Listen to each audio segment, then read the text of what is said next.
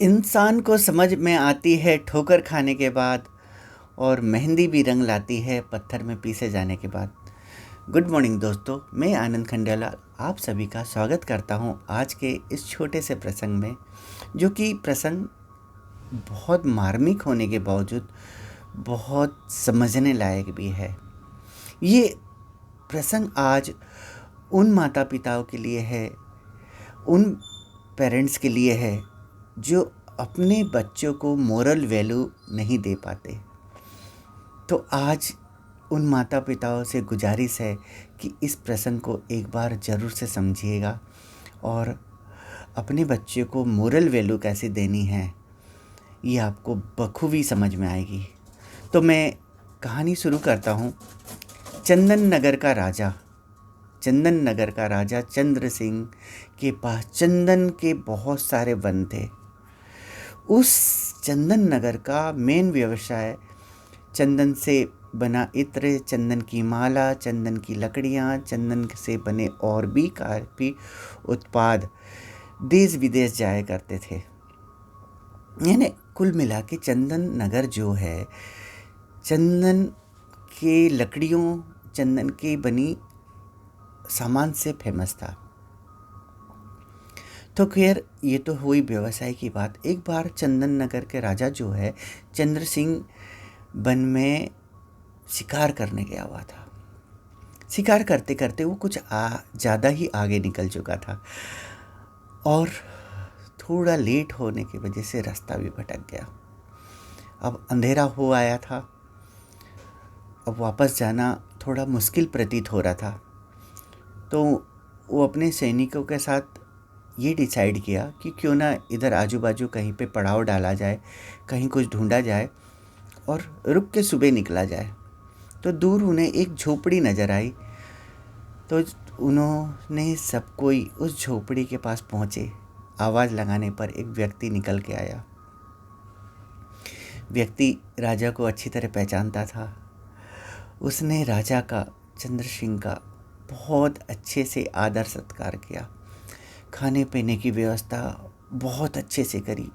चूल्हे की रोटी और बहुत सारी चीज़ें, यानी कम समय में बहुत आदर सत्कार किया। सोने के लिए जो भी बिछौना दिया।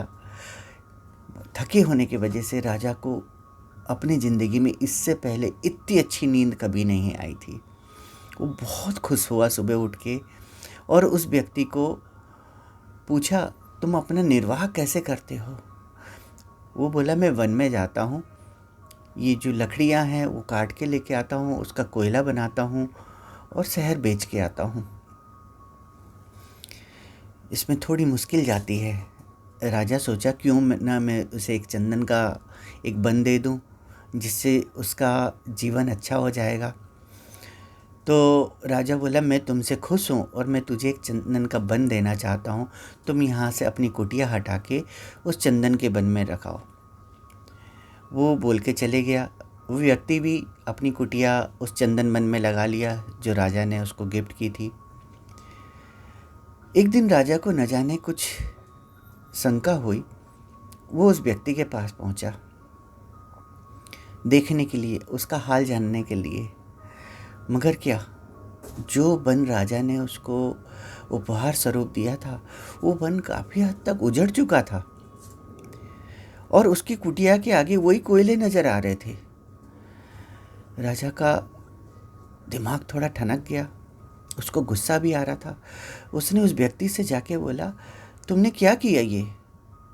तो व्यक्ति बोला, मैं कोयला बनाना जानता हूँ, मैंने ये आपके दिए हुए वन को काट के मैं कोयला बना के शहर बेच रहा हूँ। ओहो, राजा ने बोला, ये तो बहुत बड़ी मिस्टेक हो गई। उस व्यक्ति को बोले कि तुम जाओ एक छोटी सी लकड़ी काट के ले आओ चंदन की और जाके उस दुकान में बेच के आओ। उस व्यक्ति ने उसका लकड़ी को काट के लाके राजा के बताए दुकान में बेच के आया। उस छोटी सी लकड़ी का मूल्य उसने इतना सारा पाया कि उसने इतने सारे कोयले पे भी नहीं पा सकता था। व्यक्ति को समझ में आई कि उसने कुछ गलती कर दिया है। राजा को भी समझ में आ रहा था कि उसने बगैर उस व्यक्ति को बताए चंदन का बन दे दिया। उसको बताना चाहिए था कि नहीं, चंदन से तुम इत्र बनाओ, चंदन की लकड़ियाँ से माला बनाओ, चंदन की और भी आभूषण बनाओ। उसके बाद राजा ने उस व्यक्ति को वो सब ज्ञान दिए और दोबारा नए पौधे, नए वन लगाने का भी उपाय सुझाया और चले गया। तो दोस्तों, कहने का मतलब ये है, कहने का मतलब उन माता पिताओं से है, उन पेरेंट्स से है, वो भी अपने बच्चों को उस व्यक्ति के तरह छोड़ देते हैं कि चंदन का वन तो दे दिए, जैसे पैसे दे देते हैं, शिक्षा दे देते हैं, मगर उनको मोरल वैल्यू नहीं दे पाते, उनको संस्कार नहीं दे पा रहे हैं। उनको पैसे दे देते हैं मगर पैसे को कैसे यूज़ करना है वो नहीं बता पाते हैं।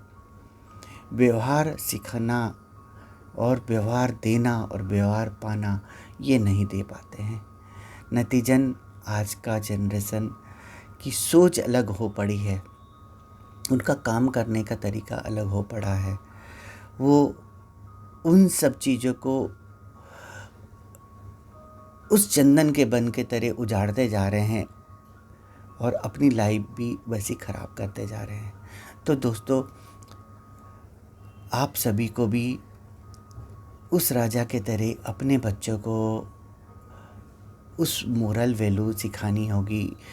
यानी चंदन का बन सौंपने से पहले, अपना कार्यभार सब सौंपने से पहले, उस कार्यभार से कैसे मल्टीपल बिजनेस क्रिएट किया जाए, कैसे पैसे से पैसे कमाया जाए, ये हमें बताना होगा, ये हमें समझाना होगा और थोड़ा समय से पहले ही समझाना होगा, क्योंकि हम जब देर में समझाते हैं तो चीज़ समझ में आती नहीं है, तब तक काफ़ी बन उजड़ चुका होता है।